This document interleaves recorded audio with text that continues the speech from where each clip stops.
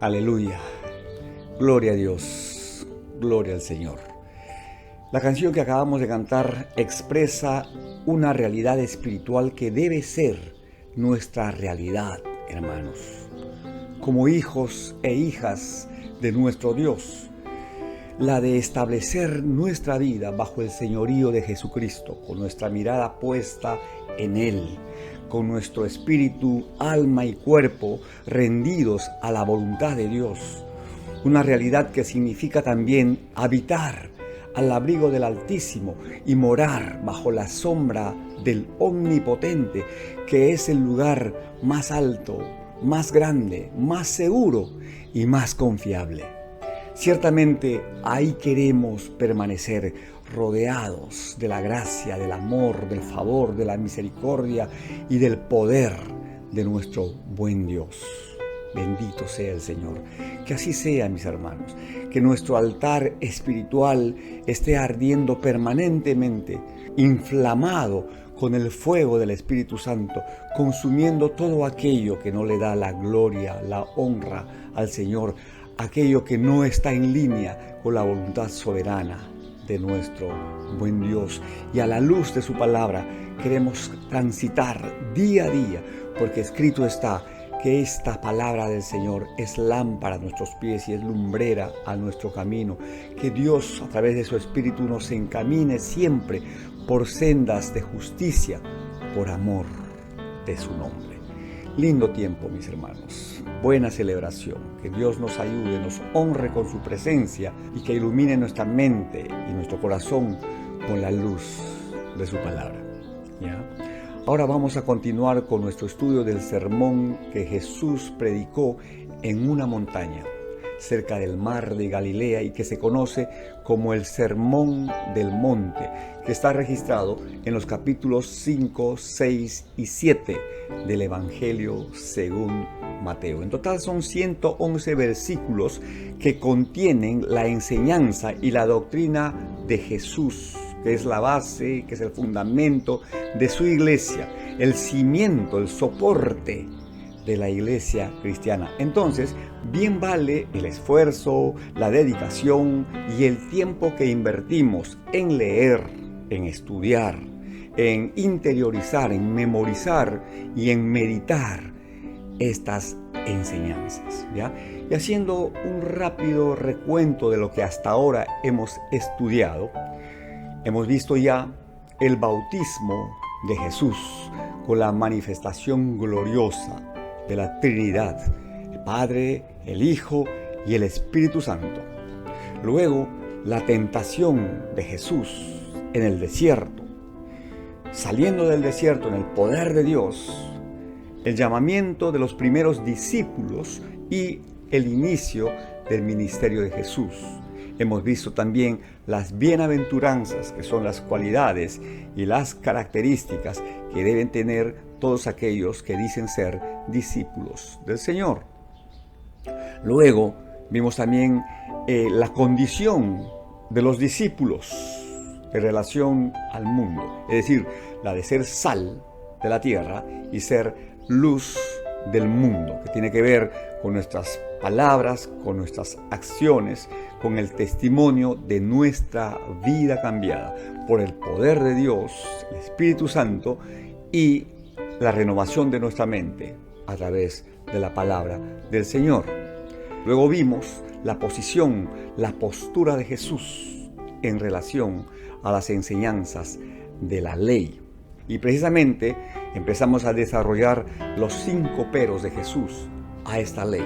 La semana pasada vimos el primer pero de Jesús en relación a la ira. Porque dice, oísteis que fue dicho a los antiguos, no matarás, pero yo os digo.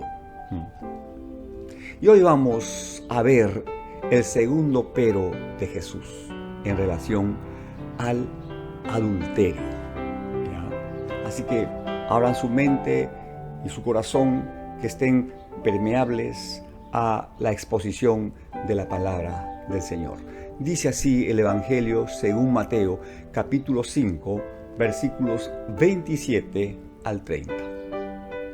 Oísteis que fue dicho, no cometerás adulterio. Pero yo os digo que cualquiera que mira a una mujer para codiciarla, ya adulteró con ella en su corazón. Por tanto, si tu ojo derecho te es ocasión de caer, sácalo y échalo de ti, pues mejor te es que se pierda uno de tus miembros y no que todo tu cuerpo sea echado al infierno. Y si tu mano derecha te es ocasión de caer, córtala y échala de ti, pues mejor te es que se pierda uno de tus miembros y no que todo tu cuerpo sea echado al infierno. Ahí está la palabra del Señor. Ahí está la revelación de lo alto. Ahí está la impartición del Espíritu. De nuevo, como en el caso anterior, ¿verdad? Respecto a la ira, Jesús revela que el pecado del adulterio no comienza con el acto o el hecho propiamente dicho, sino con las actitudes, los estímulos, los sentimientos y las emociones que preceden al hecho o al acto del adulterio. Mirar para codiciar es una expresión que conlleva implícitamente el sentido de desear para poseer, como si se tratara de una cosa, poseer para dominar completamente y para después desechar. Como en el tema anterior, Jesús vuelve a tocar otro punto relacionado con un mandamiento que todos conocían muy bien. Pero una vez más, Jesús también eleva y lleva su interpretación a su verdadero nivel. Cuando Jesús le dice, oísteis que fue dicho, no cometerás adulterio, se refiere al séptimo mandamiento dado por Moisés y que está registrado en el libro de Éxodo, capítulo 20, versículo 14. A ver, desde los tiempos antiguos hasta el tiempo de Jesús, la poligamia era una práctica muy común entre los pueblos. De allí que Dios decidió regularlo a través de uno de sus mandamientos. Sin embargo, los judíos creían que el adulterio consistía solamente en consumar el acto sexual fuera del matrimonio. Pero viene Jesús y le dice que con solo mirar y codiciar en su corazón a otra persona que no es su cónyuge, pues ya adulteró en su corazón con él o con ella. Ahora, resulta interesante el papel tan importante que juegan nuestros ojos en cuanto a la consumación del pecado. Jesús dijo que cualquiera que mira a una mujer para codiciarla, pues ya adulteró con ella en su corazón. Y en relación a los ojos, en relación a lo que vemos, a lo que miramos, a lo que nos permitimos a través de nuestras miradas, ¿verdad? En la primera carta del apóstol Juan, en el capítulo 2, versículos 15 al 17, el apóstol nos advierte que uno de los medios por donde somos tentados son precisamente los ojos, y él los llama los deseos de los ojos, que juntamente con los deseos de la carne y la vanagloria de la vida nos constituye en enemigos de Dios. Y en el Antiguo Testamento encontramos también que fue la causa precisamente de los deseos de los ojos que el rey David cometió el pecado de adulterio y posteriormente de homicidio. Dice el registro bíblico de 2 de Samuel, capítulo 11, versículo 2, dice que sucedió un día, al caer la tarde, que se levantó David de su lecho y se paseaba sobre el terrado de la casa real y vio desde el terrado a una mujer que se estaba bañando, la cual era muy hermosa. Y la historia y su fatal desenlace es conocida por todos, ¿verdad? Eva también fue cautivada por el fruto prohibido, porque dice que veía que era agradable a los ojos. Y el apóstol Santiago advierte que antes que el pecado sea consumado, este es concebido primero en el corazón de la persona por su propia concupiscencia. Y obviamente una forma en la cual la tentación puede entrar a nuestra vida es por medio de nuestros ojos. El proceso es el siguiente. Dice así esta porción de la palabra del Señor. Cuando alguno es tentado, no diga que es tentado de parte de Dios, porque Dios no puede ser tentado por el mal, ni Él tienta a nadie, sino que cada uno es tentado cuando de su propia concupiscencia es atraído y seducido. Y la concupiscencia, después que ha concebido, da a luz el pecado. Y el pecado, siendo consumado, da a luz la muerte. ¿Ven? Ese es el proceso. Hay una línea de tiempo que podemos revisar cuándo y cómo empezó todo. Y entonces tenemos que hacer algo al respecto, porque lo que está en juego, mis hermanos, es supremamente importante. Ahora, el problema con los ojos, con los deseos de los ojos, no es tanto ver lo que vemos, sino el recrearnos con lo que vemos y codiciarlo vehementemente. Ahora, codiciar es el deseo o el anhelo de tener, de poseer algo que no tenemos. Y hacerlo de una manera desmedida, y especialmente cuando las cosas que deseamos y codiciamos pertenecen a otra persona. En relación al adulterio, para Jesús, con solo tener un deseo en el corazón ya es un pecado. Y finalmente, Él nos advierte que la paga por este pecado, ¿verdad?, que empieza con la mirada y con el deseo de los ojos, finalmente termina siendo el infierno. Y hay que decirlo, hermanos, que este infierno empieza en este mundo, empieza en esta tierra. Que Dios nos libre, hermanos, que Dios nos ayude, que Dios ponga en nosotros el suficiente discernimiento y produzca por su Espíritu el querer agradarle a Él, a no apartar nuestra mirada de Él.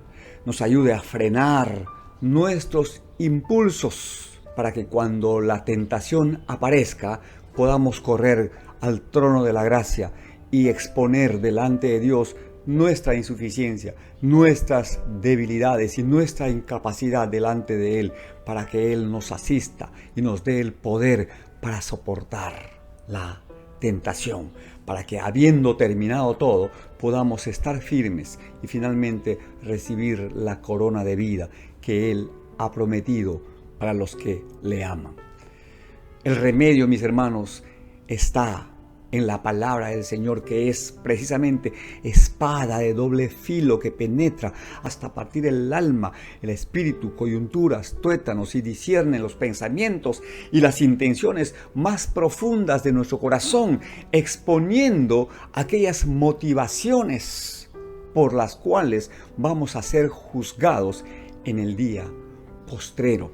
Y precisamente en la Escritura Sagrada encontramos el consejo de Dios a través de la carta de Pablo a los Filipenses, capítulo 4, versículo 8, que dice: por lo demás, hermanos, todo lo que es verdadero, todo lo honesto, todo lo justo, todo lo puro, todo lo que es de buen nombre, si hay virtud alguna, algo que sea digno de alabar, de elogiar, pues en eso y solo en eso debemos pensar y debemos saturar nuestra mente con la palabra de Dios, para que esta palabra renueve nuestra mente, transforme nuestro ser y nos permita comprobar la buena voluntad de Dios, que siempre es agradable y es perfecta.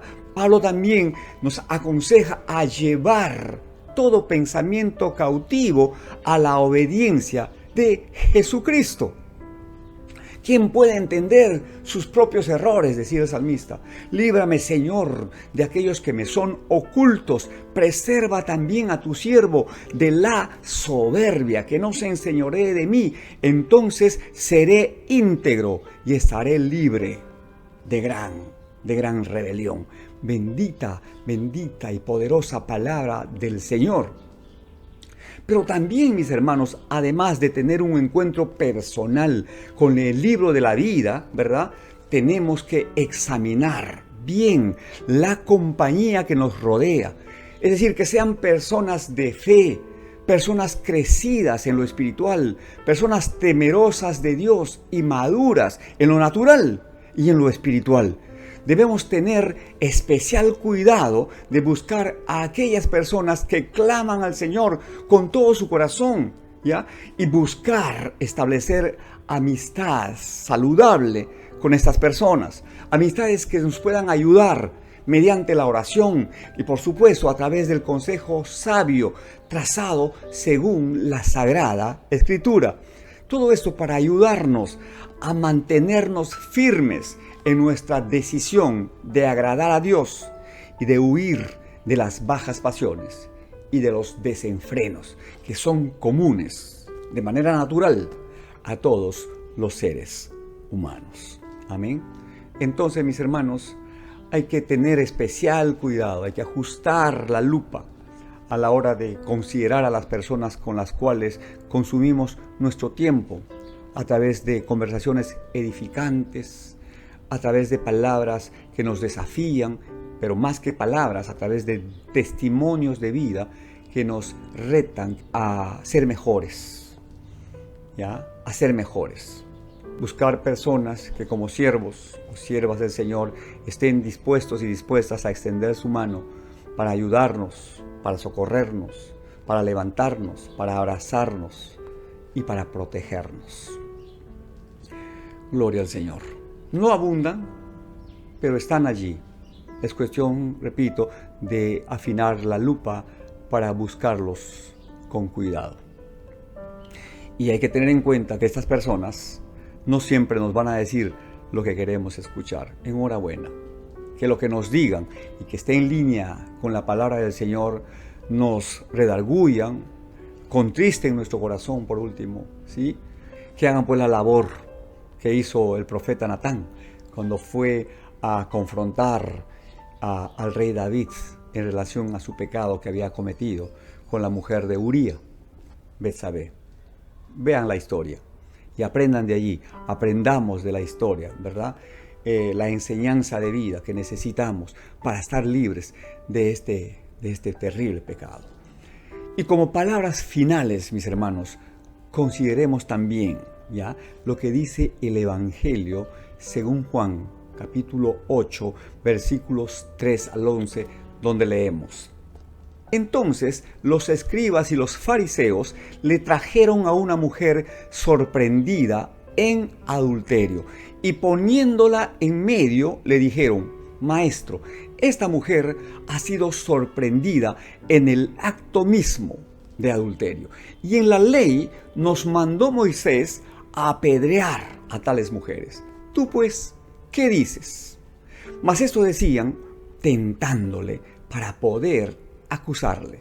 Pero Jesús, inclinado hacia el suelo, escribía en tierra con el dedo. Y como insistieron en preguntarle, se enderezó y les dijo: El que de vosotros esté sin pecado, sea el primero en arrojar la piedra contra ella. E inclinándose de nuevo hacia el suelo, siguió escribiendo en tierra.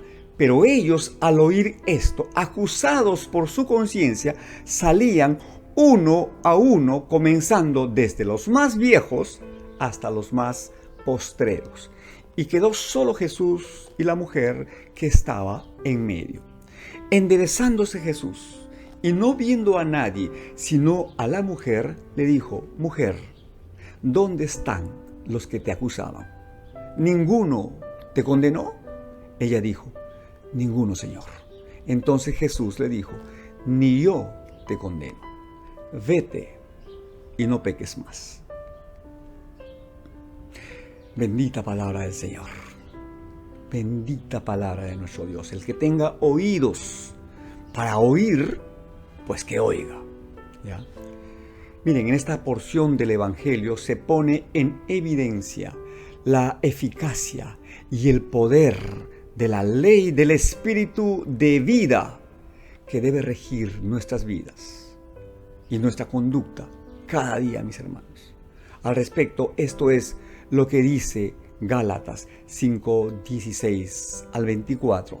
Sería bueno que tuviéramos presente siempre esta porción de la carta de Pablo, Digo pues, andad en el Espíritu y no satisfagáis los deseos de la carne, porque el deseo de la carne es contra el Espíritu y el del Espíritu es contra la carne, y estos se oponen entre sí para que no hagáis lo que quisierais.